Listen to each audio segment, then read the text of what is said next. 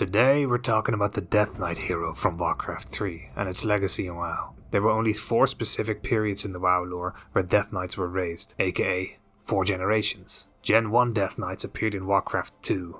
They were orcs in human bodies with necromantic powers. The only one that appeared in WoW was Terran Gorefiend, who scrambled his way back into existence in Shadowmoon Valley during the Burning Crusade, and then became a raid boss in Black Temple. Gen 2 Death Knights are the ones we're going to talk about now, so I'll come back to that. Gen 3 Death Knights are the ones raised during the events of Wrath of the Lich King, which includes the player characters. And Gen 4 Death Knights were raised by Bolvar before the events of Shadowlands.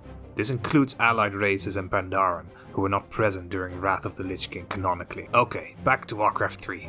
So Generation 2 Death Knights, these guys were fallen human paladins raised by the Lich King, sometimes even willingly.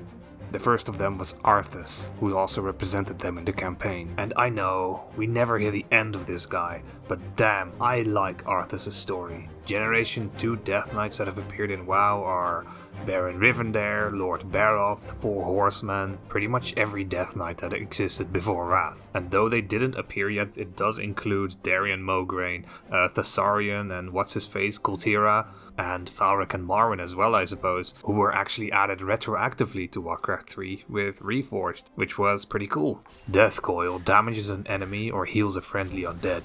This used to be a spell for all specs, but nowadays it's exclusively used by unholy Death Knights.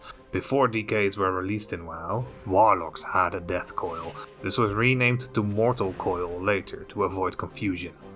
Death Pact sacrificed a friendly undead for health. And in WoW it did that as well, killing your ghoul pet, and then changed to leave your ghoul alone and just give you heal absorb instead. Unholy Aura gave you and nearby allies a movement speed effect and health regen. In WoW, the closest we've had was Unholy Frenzy, which allowed you to give an ally attack speed. Animate Dead raised recently fallen allies from their corpses temporarily. In WoW, this was very clearly what inspired Army of the Dead. Several of the random names used by this hero have come up again in WoW. The name Bloodbane came back with Orba's Bloodbane, one of the few Death Knights of Akros that remained loyal to Arthas. 3 names were actually reused for rare mobs in the Plaguelands area. The name Dreadmore came back with Ilana Dreadmore. And last but not least is Baron Perinold. And Perinold is the name of the royal family that ruled over Alterac.